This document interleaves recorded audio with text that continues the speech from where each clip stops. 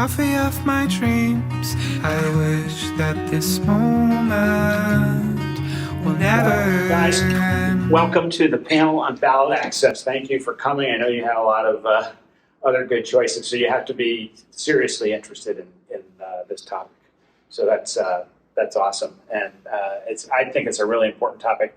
I'm John Palmer, and I have been a longtime supporter of many electoral reform efforts. Ranked choice voting, money in politics, proportional representation, Final Five, et cetera, et cetera. But I think this issue deserves more airtime than it's getting.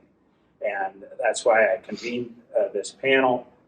Really happy to have Oliver Paul here and Michael Maxsenti. Both of them have interesting perspectives on the space. We had another panelist who sadly couldn't be with us today, Richard Winger, who is probably the foremost expert on ballot access. So we'll have to catch him on the next panel. But we will press forward. What I'd like to do, I sort of have my initial soapbox introduction that I'm just going to bang through, and then I'll let these guys introduce themselves, and we'll sort of dive into some questions. And let's turn it into a conversation.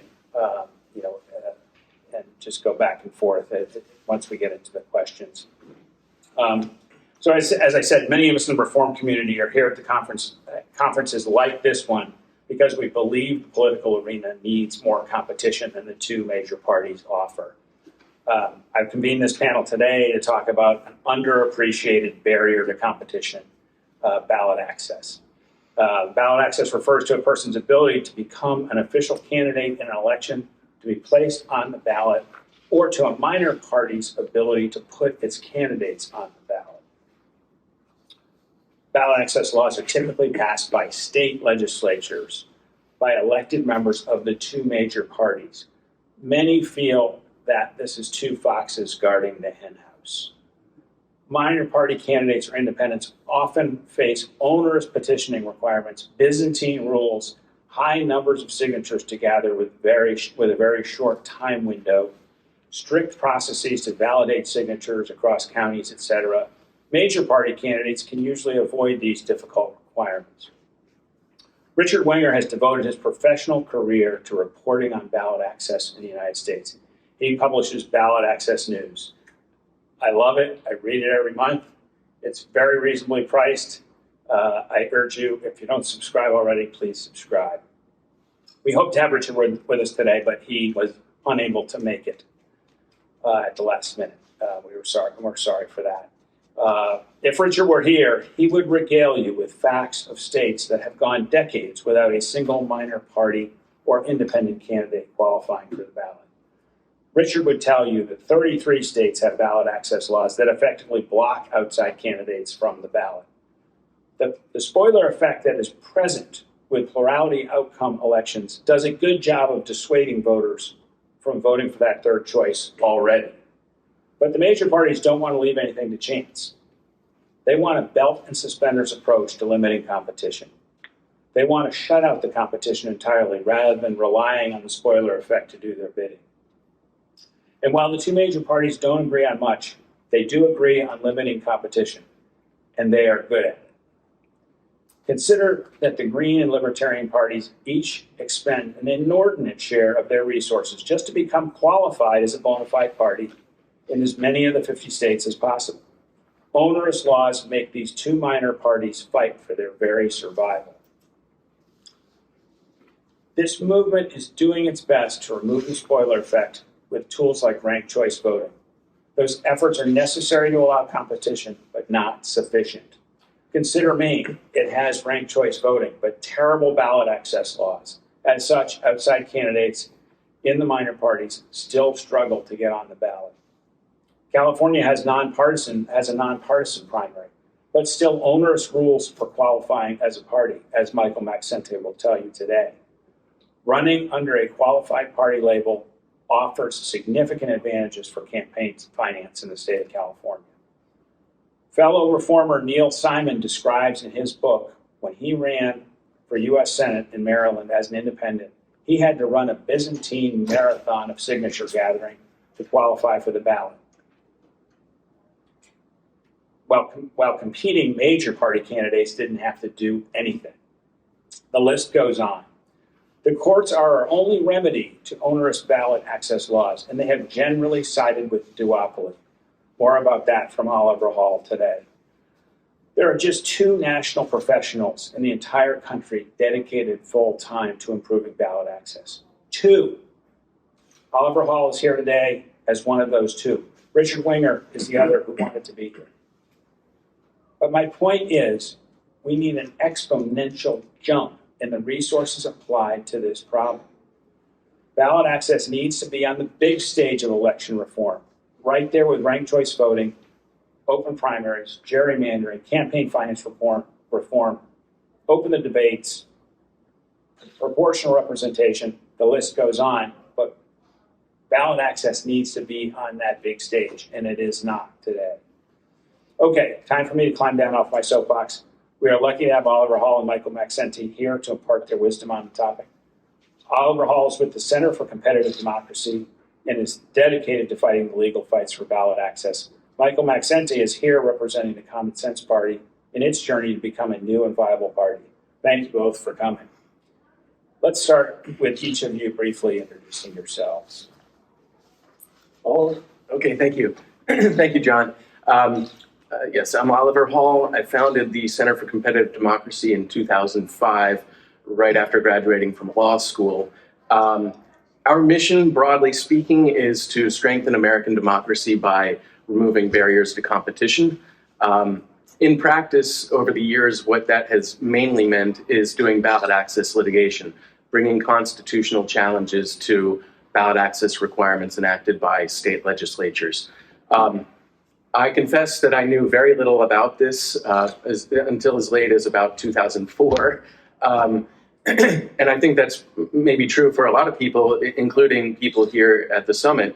It is, I think, an underappreciated aspect of the democracy reform movement. The way I got interested in it was in 2004, there was a presidential election. Ralph Nader was running again as an independent, and many people were very angry and very worried about that. And what the Democratic Party decided to do was to sue him and sue him and sue him in as many states as possible to try to force him off the ballot, or as they explicitly acknowledged, to bankrupt his campaign, to drain his resources, to make it impossible for him to do anything else but defend himself in court. And so they had filed 29 complaints in 19 different jurisdictions, 18 states, and then the Federal Election Commission within a period of 12 weeks. If anyone's ever been involved in a lawsuit, you know how debilitating that would be. It's all-consuming, and it really did have the effect of, certainly diverting and diminishing his campaign, if not, to a large degree, torpedoing it. This was reported widely in the New York Times, the Washington Post, all the national media, front page stories. Democrats sue to get Nader off the ballot. They're sitting there admitting in print, we just want to drain his resources. If we can get him off the ballot, that's great too. I'm a law student, still sort of looking for what I really wanted to focus my career on. And I just became, sort of fascinated, but grimly fascinated in this story. I was wondering, how is it that anybody has the right to explicitly try to sue and remove a competing candidate from the ballot, and to do so for the purpose of draining his resources? I mean, how did that all happen? So I started doing research on the subject in my final year of law school, and I'm going to try to keep this very concise. But just to go back to the beginning of American history, voters were permitted to vote for any candidate they wanted to vote for up until about the turn of the 1900s. They could do it just by creating their own ballot. They just write whoever they wanted to vote for and drop it in the ballot box. The problem was that led to rampant voter harassment, threats, intimidation, bribery of voters. It was a major problem. And so a reform was adopted here called the Australian ballot. It's basically the secret ballot that we still use today. And what that did, what it was intended to do, and it was very successful, is protect voters in their ability to make a secret choice of candidate in the privacy of a private voting booth, so that it wouldn't be possible to threaten them, it wouldn't be possible to harass or bribe them, because you wouldn't know who they voted for in the end anyway. And it was very successful. But that was the beginning of the state-regulated ballot, the state-created official ballot. And it started to protect voter choice, but what has happened over time is that state legislatures began enacting more and more onerous requirements as a means of excluding their competition. As John mentioned, the state legislatures are nearly 100% dominated by major party politicians, Republicans and Democrats. There is between 7,000 and 8,000 total state legislators. At any given time, there may be a dozen who are neither Republican or Democrat, independent or from some other party. So you're talking about essentially a closed system of legislators who are enacting laws. In many states, they're rather reasonable. In other states, they're borderline impossible. And the key feature of these laws is that Republicans and Democrats are automatically on the general election ballot by means of taxpayer-funded primaries. Their nominees get on the ballot and they pay nothing for it. Whereas minor parties and independents have to collect signatures on nomination petitions. I think that's the standard mechanism in every state. And in some states, the signature requirements are pretty reasonable. In others, they're just off the charts. They're impossible. So for example, here in California, to run for president as an independent, you need to get more than 200,000 signatures on paper nomination petitions. It means you've got to hire petition circulators, an army of them. Courts like to say, well, just get some volunteers to get out and do this. This is debilitating, backbreaking, thankless work. Volunteers don't cut it. You have to hire professionals. And in many states like California or Texas, where they have high signature requirements, it's now a financial impossibility for any non-wealthy candidate or party to qualify for the ballot. And that's one of the key problems now is that, ostensibly this started out as a mechanism for ensuring the integrity of the ballot, making sure we don't have so-called frivolous candidates on the ballot, ensuring that voters don't get confused by a laundry list of candidates. I'm not going to say it's never happened in American history. It's not a problem. Yeah. So the signature requirements that we have today are way more severe than they need to be to protect the state interest in ensuring an orderly election. And so that's what my organization is now focusing on. We bring constitutional challenges to some of these state laws. And we've had a pretty good track record. I'll go into that as we progress, but I'm going to turn it over to my panelist, Michael. Thank you, Maxsenti. Thanks, Oliver. Just briefly, my background is I come out of the business world. I spent 20 years in the corporate world. I was president of the Division of American Standard, Division of Nissan. Then I got blessed with a child late in life and started a publishing business to go to work for myself, and did that for 20 years, built a publishing business. And then in 2010, if you all recall, we were just coming out, of the free fall of the recession. And I decided that I had to get involved and try to figure out what was going on, why people couldn't talk to each other, why our government wasn't dealing with these issues and solving them. One of my writers, a young writer, who I'd known his father, who had been a client and a friend for over 30 years, I made a comment in my office. He asked about my son. I made a comment about where he was going off to this seminary for college, and it was like I put a match under this young guy, and we had never talked politics. He didn't know where I was coming from. I had no clue where he was, and he just went off on our country for polluting the world and corrupting it and on and on. I said, hey, if you want to talk politics, we'll meet. Let's get back to work. So I got an email from him that night. Can we meet the next day? And I said, if you're willing to drive down from LA, I'll be glad to. So that one conversation, at that lunch, he announces to me that he's one of the founders of the Bruin Anarchists. And so he was a 22-year-old Bruin anarchist. I was a 60-year-old Reagan conservative Republican. That's our starting point. We had an agreement.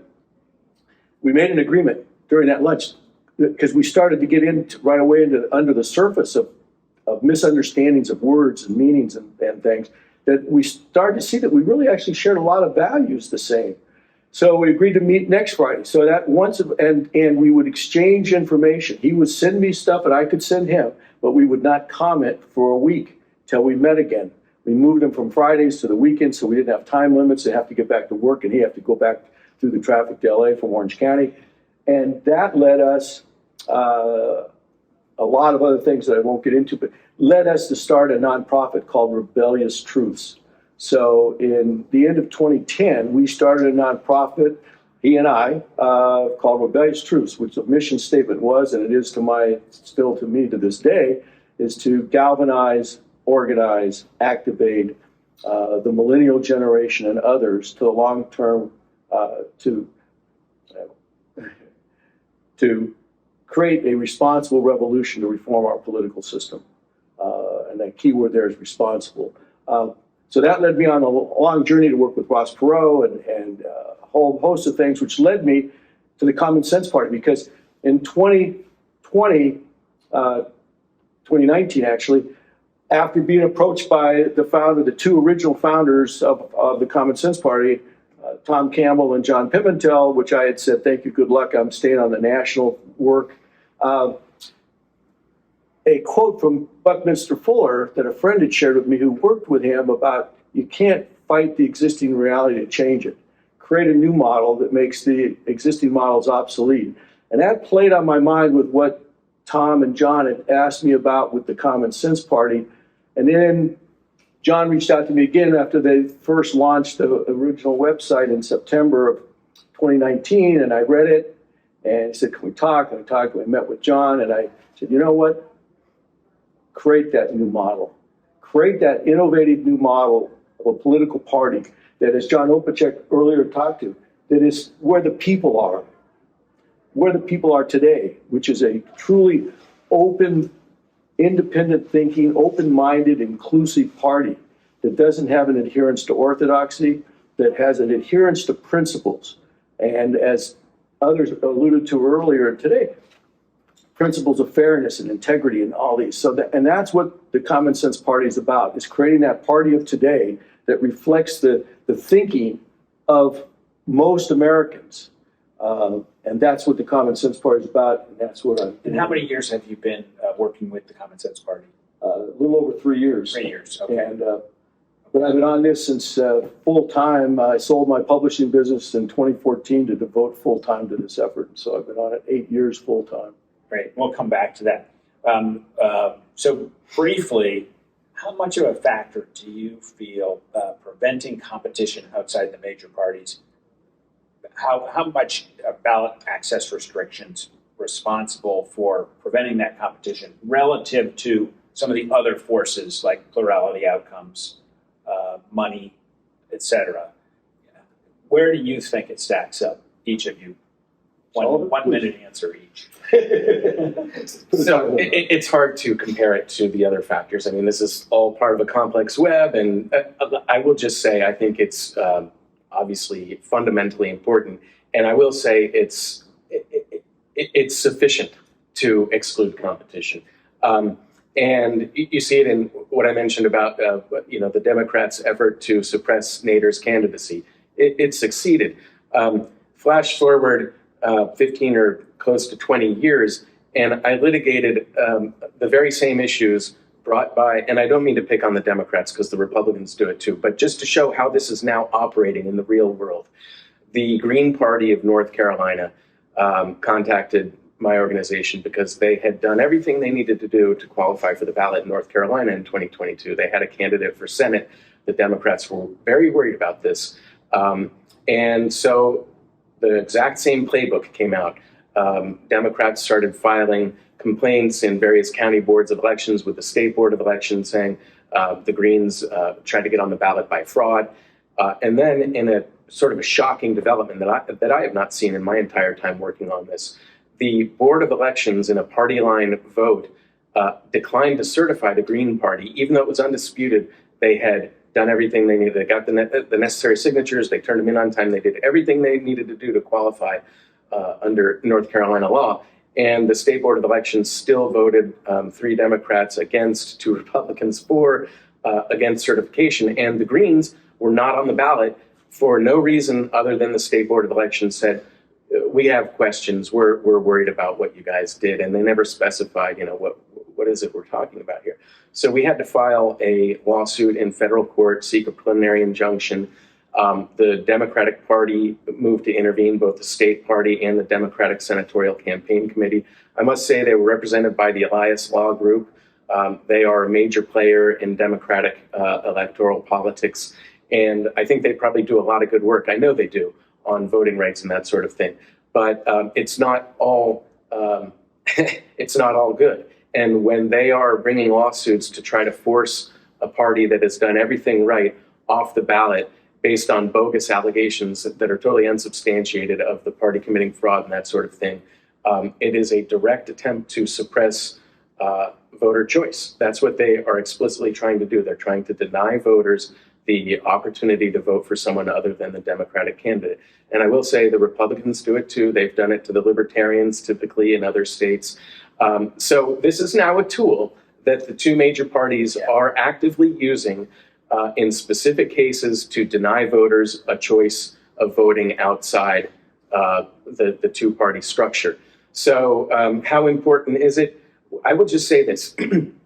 It's important in a couple of ways. One, Greens and Libertarians and Independents ought to have the opportunity to vote for candidates whom they support if those candidates did what they need to do to get on the ballot. So that's one thing. It's just, voters have that right, and these laws are interfering with those rights.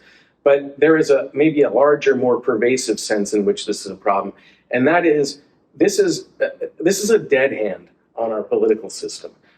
When you have two major players who dominate totally the political process, writing the rules that determine who can or cannot compete in that system, it is a recipe for disaster. Why do we have so many uncompetitive elections? Why do we have so many incumbents running unopposed? Well, this is one of the major reasons why.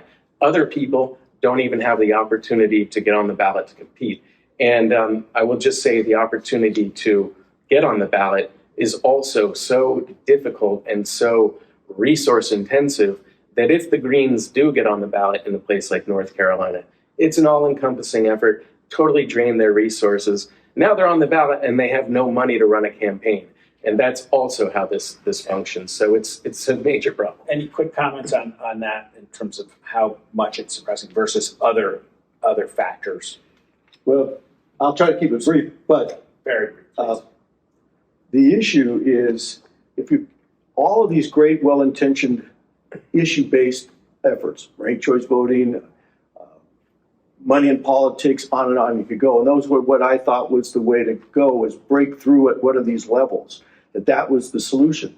But if you go to what is the absolute essential, adjacent, possible, doable first step that must occur, is that you must have a new party inside the system, because these two parties have proven for years that nothing that will diminish their power they are going to do effectively. They will give it best lip service to it, but they're never going to make the kind of changes that will diminish their power. The only way we're going to break through is with a new party, state by state, new parties within those states that can get inside the system and truly begin to peel back that onion and begin to bring a level of accountability and transparency and give these plurality voting new systems an opportunity to be heard, to get money out of politics, to do the kind of legislative changes necessary. They will not ever do until a new party that represents the people's interests is inside the system. Great, thank you. Was that concise enough? Yes, thank you. Oliver, can you talk for just a moment on some of the cases that I know Richard could have talked on as well, which is Texas, New York, Georgia, and North Dakota, ones he mentioned, which were recent sort of unfortunate decisions by the court. And maybe just 2 minutes on this, just to bang, bang, bang, what you know about those recent decisions, just to illustrate sort of the courts going against in, a situation that seemed like a reasonable ask. Sure. The Texas case my organization litigated, Texas is one of the most difficult states in the country. On paper, the requirement sounds reasonable. 1% of the signature, 1%, you need to get signatures equal to 1% of the vote for governor in the prior election. In a place like Texas, that translates to more than 80,000 signatures. For an independent presidential candidate, it translates to more than, I think, it's almost 120,000 signatures. The problem is, apart from that high number of signatures, you've got to do it in a very short period of time. Independent presidential candidates typically have about 69, 70 days. A new party will have 75 days to do it. Again, the only way, it's having litigated this case, I can tell you the empirical evidence from the last 50 years shows the only way to do it is by spending money to hire professionals. And the evidence in Texas showed that this is now going to cost in 2022 about $1 million. So which way did what did the court say, briefly? We brought a comprehensive challenge to all of these restrictions that come together to make it basically impossible for non-wealthy parties to get on the ballot. It was a very odd decision. The court essentially ruled against us on every issue except kind of the crux of the case, which was that the paper-based nomination petition procedure that was adopted 115 years ago when Texas first began regulating the ballot, the court said, to the extent that Texas still requires paper-based nomination petitions, this statutory scheme is unconstitutional. The implication being that Texas needs to step into the 21st century and use modern technology to improve its electoral processes by allowing electronic petitioning, which is beneficial in a couple of ways. One is that you don't have legibility problems, which can lead to the invalidation of tens of thousands of signatures. The other big thing, though, is that the electronic petitioning platforms are integrated with the voter rolls. So when you get a signature, you know right away it's valid. And this is important because anyone who's done petitioning before knows that to get the number of valid signatures that you need to get like 50% more than the requirement. So a bit of a victory there. So they can sign on a tablet? Yes, or log in on a website. Let's come back to that issue of signing on a tablet. Yeah, I'll talk to that in a second. pick one of the other states and just very briefly what happened there. New York just quadrupled its requirement both for getting on the ballot. Signature requirement is now, it went from 15,000 to 45,000, and also quadrupled the number of votes that a party needs to get in the election to retain ballot access. It did so absent any evidence of a legitimate need for doing this. My understanding is that, that Governor Cuomo wanted to eliminate his competition. I helped with that case a little bit. I argued the preliminary injunction, and I can tell you the judge was totally uninterested in the fact that there was no need for the state to do this, and kept harping on the idea that, well, there are fusion parties on the ballot, therefore New York's statutory scheme is open and permissive, it allows minor parties on. I explained to the judge, no. Fusion parties get on the ballot by nominating a Democrat if you're the Working Families Party, or nominating a Republican if you're the Conservative Party. That's how they get on the ballot. That's how they stay on the ballot. They're not really competition for these major parties. But the court just glossed over that, upheld the requirements, the new increased requirements. And again, there's just really no legitimate reason for the state to have done that. Michael, do you want to talk for a second? Thank you. Let me Great explain examples. about California. Yeah, talk about just your efforts and some of the dirty tricks that you've shared with me that the state of California is using to make it difficult for you guys to achieve what you want to achieve. Well, they, as every state, is trying to make it impossible. That's why nobody's been achievable. In California, we have a unique, and I hope we're not the worst, but I got to believe if anybody could be any worse off than we are, it'd be tough to imagine. The difference, first off, I want to address is the difference between signatures and affidavits. It's one thing to be able to go out with paid signature gatherers for initiatives and referendums, where people can, in front of a shopping center, you can explain something quickly to them, a concept of an initiative, and they'll sign it as they're on their way in with their kids and on their way into the store. But doing an affidavit, registration affidavit, is a totally different process. It takes, at best, 5 to 7 minutes of some concentration to fill out that form exactly right, or they will have the basis to invalidate it. For each signature, this is? For each affidavit. So we don't just have to get, in California, We've got to get now, they just lowered the number to 72,000. We have to get 72,000 registration affidavits qualified. It's not just a signature.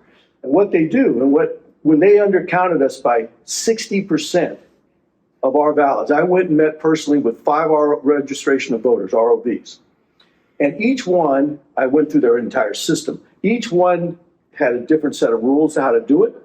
Each one gave me a different set of reasons why they would invalidate. There was a couple that came to the surface that were really key.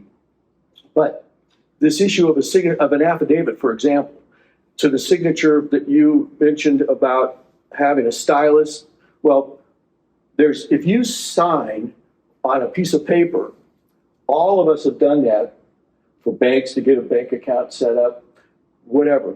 Your signature there versus that stylus when you go in at a stand to sign for a credit card is Right. one. It wouldn't look anything like your signature at you sat at your desk to sign. And now you're in a vote center or some other place and they hand you a pad and you sign it with another stylus. That doesn't look anything. Every time we sign with these electronic stylus, they don't look anywhere close. Yeah. So what that does is it opens up one more major path for an organic way to disqualify a ballot because, and I'll stay on this point for a second. If you're truly, like in our state, a single party state, I mean, it's dominated by one party, as most states are, but very few to the degree we are. And now you hire like people. So when I say organic, it can be not nefarious, but when you're sitting there to look at and validate a registration and you're for the majority party and you've got somebody who wants to get against their governor or bring on a new party that's obviously going to diminish their power, and now they're looking at this affidavit and they have all of these different mechanisms that they can invalidate you from. If there's 2 different pins used and you didn't go down and fill out in the lower right-hand corner that you were helped, and that signature was made there by that person, that's one avenue. Oh, there's 2 different pins used here. Obviously, they had some help. Yeah. Discounted. If you put down they have a requirement between a residence and a mailing address. Well, if you're in a hurry, a lot of people, because they have offices, they get their mail at their office, they get a mail at a service, like a UPS store or something like that, they'll quickly go fill out of habit the address that they receive their mail at. Well, they have software that will determine if it's a true residence address or it's a mailing service or PO box or business address. Well, if that didn't, that's another invalidation. Then you get down to the signature. And now you're looking at it and you've got from the DMV source, an affidavit source, whatever the source was that they put into the system, that your signature now is to be validated against, and now you've signed it on a different system. You have somebody who quite easily goes, oh, this person wants to vote for the same people I do. Oh, that's good. Oh, that signature looks fine. Oh, this person, that signature doesn't look so good. And that's where it can be organically, innocently enough. And when you're staffed with people that are highly partisan, that's one other way, besides all the ones I've mentioned before. So that's just one issue of validation. And there was one other issue you raised with me, and let's be brief on this one, is that they counted, in terms of the fraction of signatures you get, they count the independents. It's supposed to be a fraction of the people that are enrolled in parties. Right. And they include the NPPs in California, which is a huge fraction of the registered voters in California. Yeah. They told us that. They decided to include that sort of. Yeah, after we had to sue them after they ignored us for dropping our signature requirements, our registration requirements because of COVID, and they had signed off on 102 initiatives that are different levels of things with signature requirements. Because of COVID, they let them go. 2 major ballot initiatives, they reduced their signature requirements to what they had prior to COVID. And then with us, oh, sorry, they wouldn't budge. We had to do that. And then when we sued them and on appeal, they said, oh, by the way, you still would have come up short because your count was still going to be short.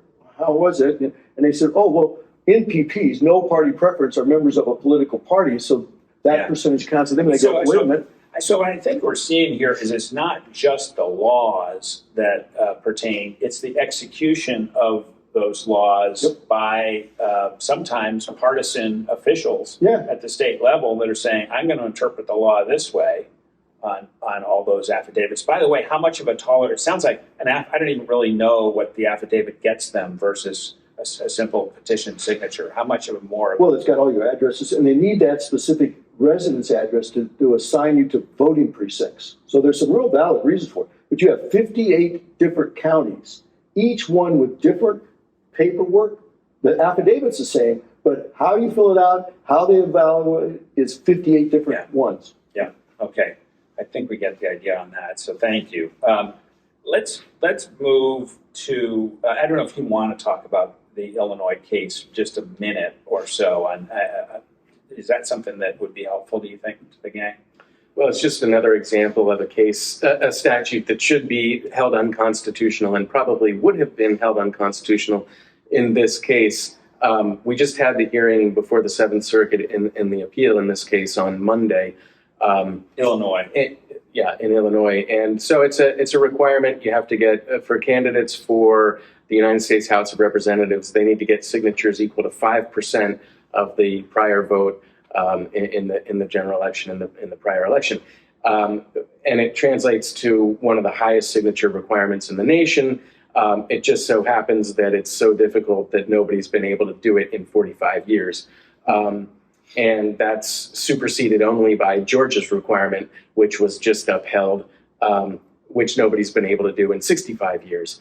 I don't know how the Illinois case is going to come out, but the fact is it's over 6 years old now. This is the second appeal. We won the first appeal, but it's been kind of languishing in the district court. And during all of that time, a redistricting has occurred, and this greatly troubled the Court of Appeals on Monday because, they said, well, if the district in which your candidate was running no longer exists, how can we say that this requirement is unconstitutional as applied to that candidate? That will never, ever happen again because that district doesn't exist. He's not going to run in that district again. So I think that's an incorrect reading of the law on the doctrine of mootness. But without getting into that, it's just another example of the ways in which these unconstitutional, in my view, requirements are able to persist based on procedural rulings and delays in the courts. The old adage, justice delayed is justice denied. And if we lose this case, that will certainly be true here. Yeah. Let's shift to, thank you. Let's shift to sort of solving the problem. And I'd love to involve you guys in the audience in terms of thoughts that you have on this part of the conversation. If Americans are increasingly disillusioned with a two-party system, can ballot access advocates capitalize on these sentiments? Will some sort of groundswell from the American public that says this system is broken, we don't have enough competition, can that ultimately impact the courts and sort of move things? I mean, the example I used the other day was, gay marriage went from, dead in the water to, fully, as late as this week, sort of being ratified again in Congress from radioactive in the early 2000s, right? Can the concept that we need greater competition in our system move an issue like this? What are you guys' initial thoughts? And I'd open it up if anybody wants to opine. I'll take the lead on this one, Mr. Attorney. No. In my opinion, the courts, we need to keep doing that because we need to keep pressure on the establishment and on these two parties on it. But no, all the issues that you alluded to there are all social issues. Social change like that the courts can be very effective on because the courts will follow public opinion at that point. But we're talking about a totally different animal. Okay. We're talking about the self-interest of these two parties and the special interest behind them, which is all driven by self-interest. And they will not do anything that's going to diminish their power if they don't have to.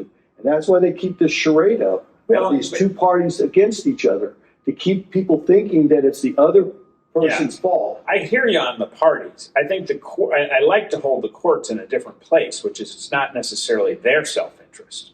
How do they get appointed? How do they get reelected? It's very much, our court system has become very politicized. And that's where they can only move effectively on social type issues or very specific on injury type things. But when we're talking about the power, this is the same power that gets them into those positions. Yeah. And they're not going to go against it. Yeah. Well, I'm going to agree with you a little bit, Michael, and also disagree. First of all, I would not expect anything less. I mean, I think it's interesting. There's been a lot of talk in this summit about how do we break through, and how can we gain traction.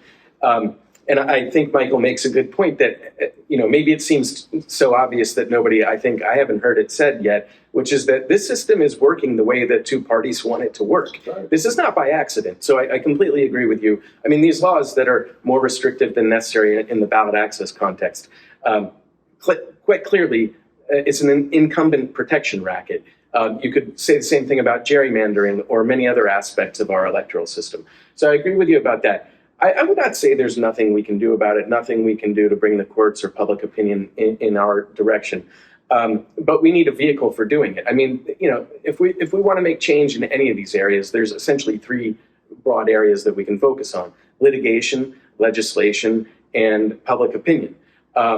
And we're doing litigation. We can always do more of that. We have won some significant cases in Michigan, in Pennsylvania, in Maine in recent years. All of these laws are substantially improved because of lawsuits. And the more we can do of that, the more good cases we can bring. I think that's helpful, and not that we always win.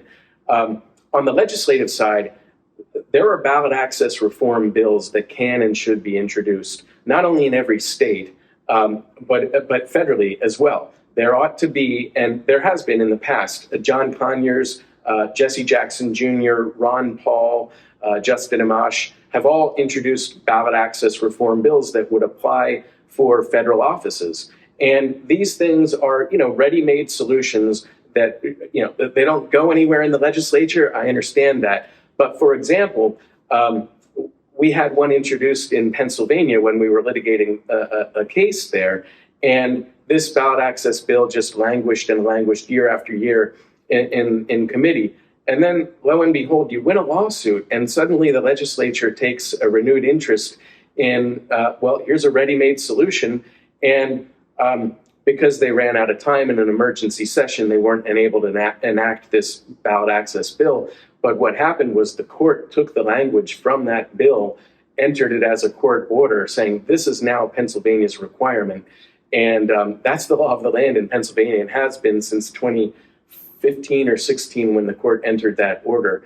And it will be until the legislature enacts a new requirement, if it ever does. And in Pennsylvania, that often doesn't happen. So I think that these bills can be useful. Talk about the third thing, public engagement. We need to have vehicles, first of all, to frame the issue. People need to understand. I mean, if I didn't know about this until 2004, then how can anybody else be expected to know about it, I think. And so one way to do it is we need to have model ballot access bills introduced in every state legislature and at the federal level. And that helps frame the issue so voters understand why they have so few choices.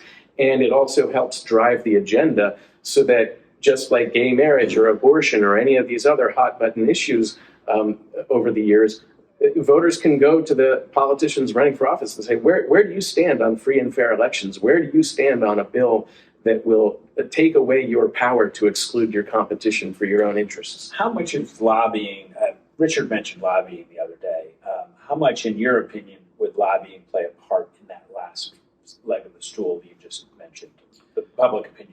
It's important. I know in a place like Texas, we had our bill introduced in Texas, and I learned from bitter experience that it doesn't seem possible to get a bill introduced unless you hire a lobbyist, and then suddenly it gets introduced. Again, doesn't go anywhere, but we did have a hearing in the Elections Committee.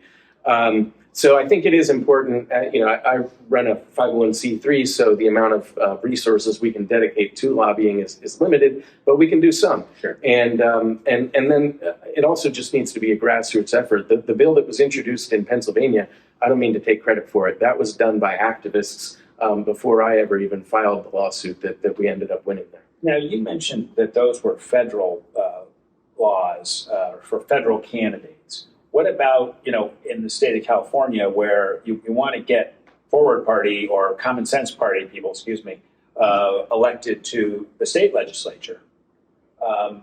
Why is there so much focus on the federal offices as opposed to trying to get, there's 8,000 state legislators or something close to that. What about, fighting the battle at the state level or some of the model bills you're talking about state? They certainly would be. And our litigation, too, focuses on state offices as well as federal office. The way many of these statutes are written, if you're a new party and you want to get on the ballot, you've got to get 20 or 50,000, whatever it is, signatures.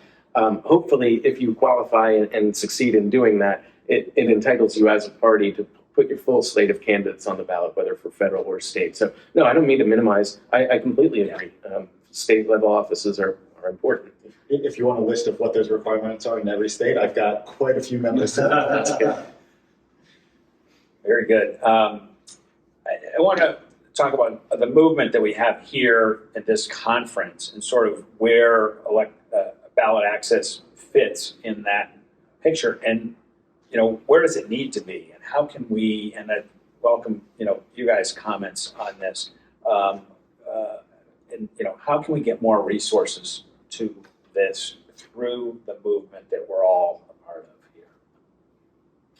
Well, I would offer that the most important thing that we can all recognize is that all of these issues, these specific issues that are targeted on electoral reform, money in politics, all of these gerrymandering, et cetera, all of those need to continue. They need to continue to put pressure on the government so they know they're being pressured on all these, and we keep activists out there doing it.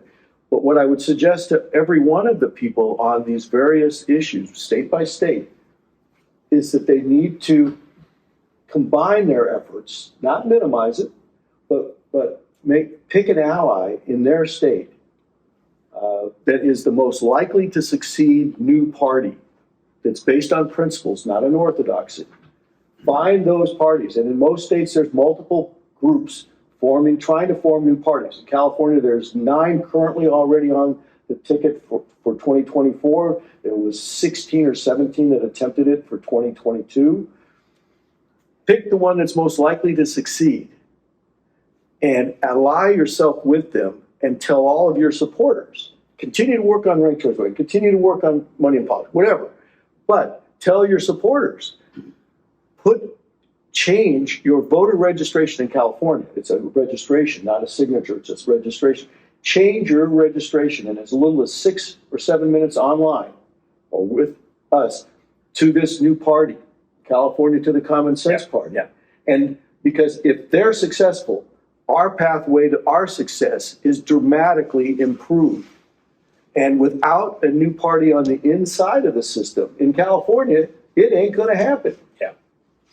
And so to have multiple new parties trying to form it only confuses the market, diffuses the effort, and makes it so that probably, as in 65 years in some cases, it never will happen. Yeah. I mean, and I have a different answer to that, which is, I want the competition. I don't think we should have to. We shouldn't have to narrow it to sort of the one that's doing the best. But you got to break through to then change those laws so we can eventually have 3 or 5 parties. I think we should have 5 to 7 parties. Yeah. But right now we got to break through to get even one on. Yeah. I mean, one question I have in that, and maybe we get a comment from you guys on that is, for a fair vote that's out there trying to break down a different barrier to competition in the marketplace of elections, why not work hand in hand? Because, we achieved great things in Maine by getting ranked choice voting. Maine still has horrible ballot access, so it's kind of, that becomes the long pole in the tent, right? Why not try and solve that at the same time? So being cognizant of the ballot access situation in a state where we're trying to go statewide with Final 5, ranked choice voting with closed primaries, whatever the reform or proportional representation, why not bring the ballot access issue into that tent. Sort of like when in Alaska, where they had 3 different things: open primaries, ranked choice voting, and clean money, right? Or transparency on money, I guess it is, right? I think importance-wise, that last one was the one that got moved the finish line. Yeah. The other 2 are Fine. But my point is, it's possible, and I don't know this to be the case in Alaska, that doesn't solve some other ballot access problem that's there, that then becomes sort of the limiter for outside parties and independents to be successful. So I guess what I'm almost making a plea to you leaders in the audience that can bring this issue into your tent. Competition is the key. In my 40 years in the business world, whenever there were 2 people competing for the same piece of business over time, became very comfortable. And you work together, and if this year I got 52% of their business, and next year I got 48, it's okay. But boy, as soon as you introduce that third person into the arena, everything changes. Yeah. Everything changes. Well, and as soon as we get a new party in these states, then all of a sudden, all of the things change, and you can drive real competition for ideas, new parties, et cetera. You can certainly understand the position the parties are in a state that has plurality outcomes, that they've got to squash those spoilers. Absolutely. That's just in their self-interest. But the problem is when you remove those barriers, the other ones don't necessarily go away. Well, is the Alaska system the top 4 there with that kind of like different caucus in their state senate, right? That's like, and that was a result of the top 4 system that I didn't expect to see that quickly. Well, I think that occurred the previous session as well. They had that caucus from 20 to 22 as well. So they had a bipartisan coalition before that occurred. There was one election in the Senate District E was an interesting election for IRV, where it looks like IRV made a positive change. That was the one that was contested. Most of the rest of the Alaska legislative elections were contested. There was one Democrat and one Republican, right? So you're going to see approximately the same result. So you didn't see a lot of top 4. You don't attribute that to top 4. I don't attribute that to top 4. There was one election, Senate District E, where all 3 candidates, there were 2 Republicans and 1 Democrat, they all had 33 point something percent of the vote. It was 0.08, 0.13, and whatever's left. And then that one, the Democrat got eliminated, and those Democratic voters, their second choice was able to be deterministic in which Republican would go and represent the district. So that was a victory for IRV in that particular. But is that but either way, is this kind of opening up of the primaries wider than just top 2, right? So the top 4, top 5 system, is that going to be an element that we'll see manifest where people are less worried about ballot access laws then? Does that have an impact on it? I think I would describe what's going on here is the political parties are exploiting flaws in the electoral process. It's what they do with gerrymandering. Their flaw in the electoral process is wasted votes, and so they therefore exploit that process to gain extra power because they're wasted votes. Here we have spoiler effects are dominating the outcomes here, and that's what they're most concerned about. And so they're not trying to exploit that for advantage, but they're trying to prevent it from disadvantaging them. Actually, the Democrats would probably benefit if you had IRV in Florida. That would benefit the Democrats to have a Green Party candidate on the ballot, because you might get voters that aren't going to show up unless there's that Green Party candidate, and then they'll show up, and then they'll second choice will flow. Second choice of Democrat, right? Yeah, so you might get a completely different mode of behavior out of the parties that would be much more. They wouldn't be so threatened by these third party candidates, and they might even benefit from them. Let me suggest something though. 2 things. One, they didn't exploit the rule. They made the rules. They make the rules. Oh yeah, absolutely. Change the rules and they interpret them to their convenience. Don't kid yourself that they're taking advantage of exploiting something. They made those rules. Second, this issue of spoiler, that when people talk about spoiler, I always like to look back at them. If you're willing to vote for a D or an R, you're voting for the status quo. You're saying you're acceptable to the system the way we have it and the results that it's garnered for us. If you continue to vote that way, the only wasted vote or spoiler vote is to do that. Those are the wasted votes. Vote for a new party that can bring about the real change. Well, It's and certainly what nice to you have need this. is, like, you would, so I've talked to Greg Orban a lot. And Greg is convinced that as an independent, he would crush, he would crush a Republican in a one-on-one race. So Greg Yeah, Orban ran. and that's where California has a unique opportunity because of top two to do exactly that. And we broke But through. and he we can can't, but break he through. can't get to, his problem is that in California, so he's in Kansas, right? And, in a three-candidate race, he's lost twice, right? He lost once for Senate, once for governor. And in California, and he can't quite get to second place, depends on the race. In California, there's a question of whether or not he can get through the top two. Does he get squeezed? If the Democrat can get more than 33% and the Republican can get more than 33%. We just proved that it can work. Where we got elected a common sense Democrat and a common sense Republican into the Senate. That's awesome. Because they were in, and this is where the gerrymandered districts, where you've got, we had the opportunity to break through because of the fact that the non-aligned candidate, who wasn't the endorsed candidate, was going against the endorsed candidate of their party. And now all of the other people who were not part of that endorsed party, they look at it and go, who am I going to vote for? I'm certainly not going to vote for in one case, the D or the R. That left them with the non-aligned person who was the independent, open-minded, inclusive thinker, who was a person of character and quality. And so they were able to break through. And that's where, taking advantage of the top two in California, we can break through, and then we can break through the supermajority in the state, and ultimately the majority of the state. We believe in 2 election cycles. All right, that's awesome. So Brian, I think one answer to your question is that the theory is that top 4 or top 5, a nonpartisan, levels the playing field. But in the case of like California, if I understand it right, you can still you can get on the ballot, but if you're not associated with a qualified political party, you do not get the campaign finance rules that apply to qualified parties. So you're basically a lone wolf. Thank you, John. You Go made ahead. a point that I forgot to bring up. That's crucial in California to have a party status, because the way the campaign finance laws are made right now, on an individual level, you have a 9-to-1 advantage.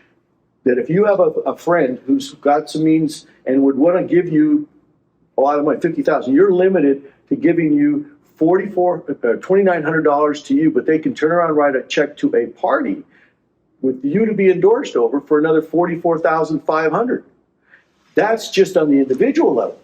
The parties can give unlimited funds from anywhere in the world. They can collect money and give it to a candidate of their party, which is not available to an independent or non-party. So the party status is hugely important to have. Yeah. Hugely. The way that we have to be structured until we get recognized by the FEC severely hampers our ability to provide assistance to state parties to candidates in a way that's like not actually criminal in the against the criminal code, but in the It should be. And just taking a step back a little bit to some of the other conversations, and just I will in no way personally say that I think the ballot access requirements are reasonable, and they are expensive, and they're keeping people out. That is a problem. I think there is a messaging problem around that, though, because if you look at New York, 45,000 signatures, well, the governor's race had 5.7 million votes cast. And so if we try to start to say that 45,000 is too onerous, it's too crazy, we can never hit it, that plays right into the spoiler argument. Well, if you can't even get 45,000 signatures, the best you can do in that governor's race is spoil it, because you're going to take 10, 20,000 votes away, 30,000 votes. You're not actually going to win. You're not actually trying to win if you can't get that. And so that's why, I think that some of the focus here has to, you brought up the example of gay marriage getting passed. One of the primary drivers of that was a very intentional strategy of finding people who wanted to run for office at the local level, to get into office, nonpartisan basis. And then they can run and become mayors, then they can become city council members, then they can become state legislators.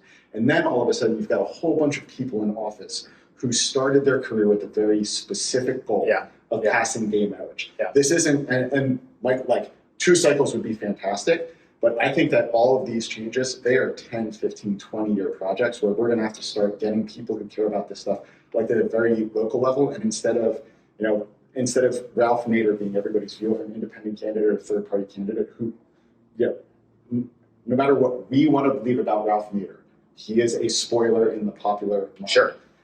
If you're not Ralph Nader, you are, and I don't think most people know who Vermin Supreme is, but that's the other view people have of independent candidates right now. Vermin Supreme, who's this crazy person who's going on the like, crazy ticket and has and like just wants us all to be AI super villains or like something like that. He wears a rubber boot on his head. Until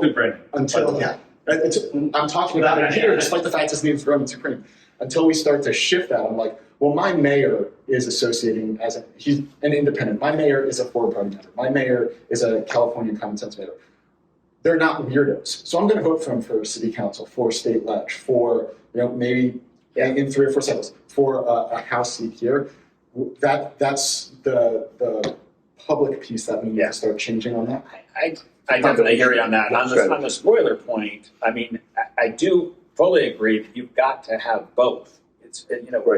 You've got to change the electoral system so that the spoiler thing is taken off the table. But if you take that off the table and you leave the other thing in place, the 45,000 signatures, depending on how that's implemented, is it a 10-day window they have to collect the signatures? I mean, they play all sorts of games to just. But you're trying to make a very complex argument to voters who are just going to hear, you can't get 45,000 signatures and you want to run a candidate in a race that got 5.7 million votes. Understood. Right. I think you got to take the spoiler argument off the table. And you got to fix the electoral process, the voting rule. But I don't even think we need to do that because 70% of races out there are uncontested. If Forward Party, if California Common Sense Party runs a second candidate in there, we're not a spoiler anymore. We are now literally making it a competitive election. And so you can come at me and say, I'm a spoiler because I'm running a candidate against an incumbent in a but it's a statewide rule, right? I mean, if you change the statewide rule, there will be circumstances where you would be a spoiler. And I'm saying there's a way to get there before we have to change the statewide rule of running candidates in these easier, like there are plenty of offices out there where if we just say like, hey, we only need 400 signatures to get this person in the ballot, and there's no competition otherwise, it's just a Republican's going to run or it's just a Democrat who's going to run, we can make that happen. And it's not hard to get 400 signatures in some of these smaller jurisdictions if we have a statewide network of supporters. And now you can't say that we're a spoiler in this race. If anything, we're making it better by giving you a choice now. And that's one of the ways that we're structuring the Common Sense Party, is that you can be a common sense Democrat, libertarian, et cetera, so that you don't have to lose any identity that you have with that brand or that label, but you're making a clear statement that I'm a person who's there to represent the people and use common sense data, et cetera, to make good decisions. I'm not here to adhere to an orthodoxy that's handed down from the leadership of my party or the special interests. Here's what's the most impactful thing you all think of when you think of like the impact a third party or a minor party is? New parties, new party, not a third. Sorry, okay, New party, not third. Okay, so my new parties. Yeah. Some of them aren't new though. Because there need to be multiple new parties. Yeah, sure. So what's the most impactful thing you all seen a new party do publicly, public policy wise, messaging wise, whatever? I mean, First and foremost, electoral reform, so that we open up competition. No, not what they should do, but what they have done. Like if you look back in the last 15, 20 years or whatever, like what have you seen that's like been a success? Because it's easy to like, oh, we got our ass kicked in this court, we did this, or we lost, we had a hearing on a bill, and we got our ass kicked. But like, where did we win? Did we have any ones? I know we have one because I got one in mind, but I'm curious what you all think of when you think about California, we've had. I don't want to give you the misimpression. No, we've won cases, and we've had actually pretty good track record. I mean, they're hard cases to win. I'm not going to say cases to win, so kudos. But we have won cases, and they've made substantial reforms to the ballot access requirements in important states. Most recently, Michigan, Pennsylvania, Illinois during COVID, Maine, although it hasn't solved the problem in Maine. So there have been wins in court. But look, historically, the two-party system in this country was not one in which only two parties were permitted to participate. It was one in which we had two major parties, and there were lots of other participants. In the 19th century, there were all kinds of the Farmer Labor's Party, the Free Soil Party, the anti-slavery parties, the progressives, and they participated in the process, and they had a very salutary impact. And I think historians are, very good on this subject. They recognize that, look, the major parties were not coming out against slavery until the abolitionists did and ran in their own parties, the Free Soil Party and others. And, things like Social Security, the graduated income tax, the 40-hour work week, lots of progressive reforms that we now take for granted and have for decades originated with the progressives, the third parties, because the major parties would not touch them. And that's kind of the role they've always historically played. I mean, if you want to look more recently, are third parties still doing that? Think about the war in Iraq. I remember, it was 2004, and I remember saying, where's the proof? Where's the proof? If we know that Saddam Hussein was behind this, then why aren't the American people being told? And we never got that far in the national dialogue. It's amazing. We went to war over this proposition that Saddam Hussein was behind 9/11, and there was never any proof for it, and we now know is false. But who was against it? It was the Greens, it was the Libertarians, It was Ralph Nader, the Independent, and who was for it?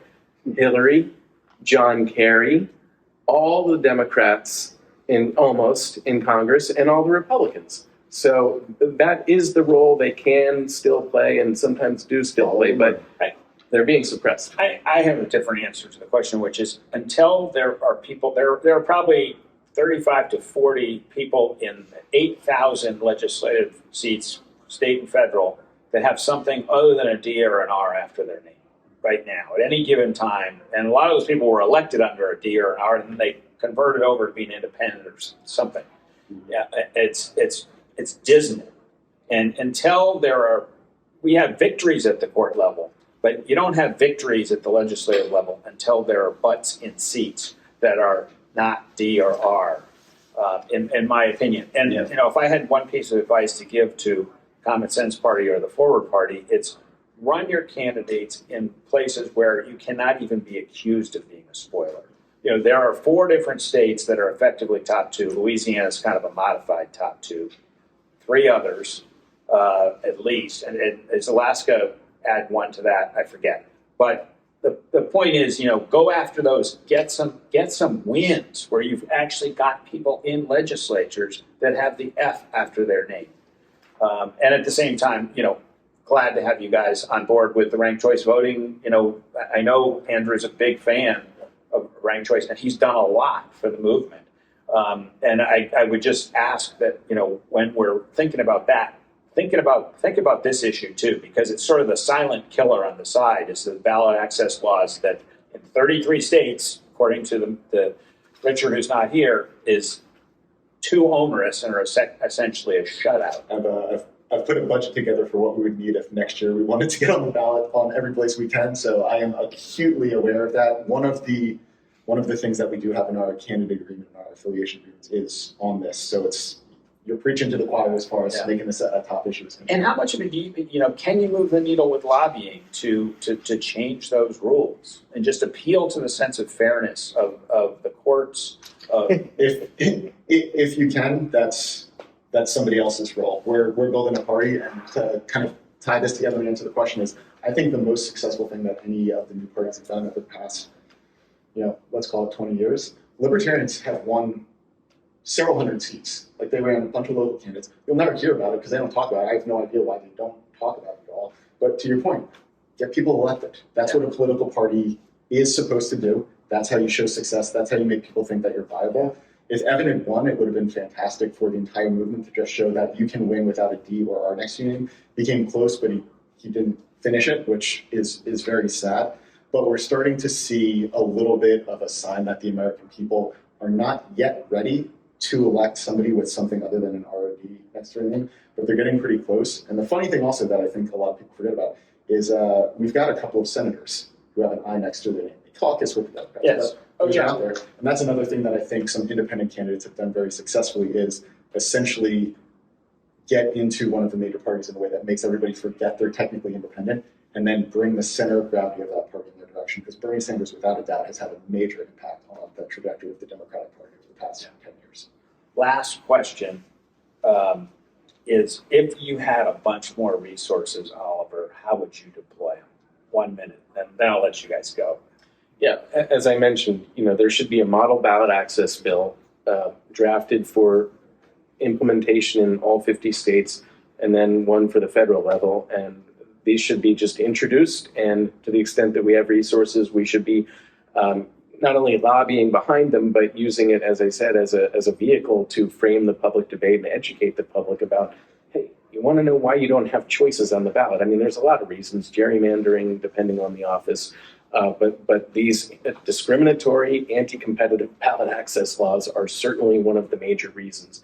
And then, I'm a litigator, and so I happen to think that courts, I have not given up on the courts, especially because we do win cases.